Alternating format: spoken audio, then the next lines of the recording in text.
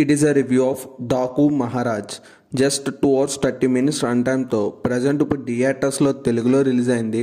మరి ఇంక ఈ మూవీ అంతా చూసాక నాకు ఎలా అనిపించింది, నచ్చిందా లేదా, ఈ వీకెండ్కి ఈ మూవీ చూడొచ్చా లేదా, ఈ విషయాలన్నీ తెలుసుకోవాలంటే వెంటనే వీడియోకి లైక్ చేసి ఛానల్ని అయితే సబ్స్క్రైబ్ చేసుకోండి. ఇంకా బాలకృష్ణ గారు అయితే రీసెంట్గా రిలీజ్ అవుతున్న అన్ని మూవీస్తో అయితే హిట్ అయితే కొడుతున్నారు. మరి సంక్రాంతికి వచ్చిన ఈ దాకు మహారాజ్ అయితే హిట్ అయ్యిందా లేదా అనే విషయాలు ఈ వీడియోలో తెలుసుకుందాం.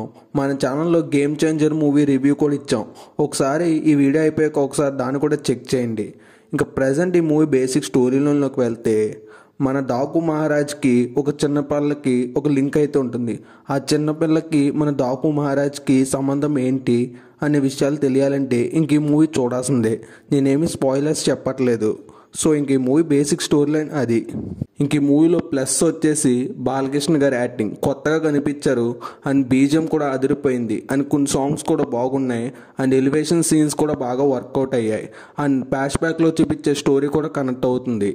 ఓవరాల్గా ఈ మూవీ సంక్రాంతికి ఒక ఫుల్ ప్లేజ్డ్ బిర్యానీ అని చెప్పుకోవచ్చు. ఓవరాల్గా ఈ మూవీ అయితే నాకైతే నచ్చింది.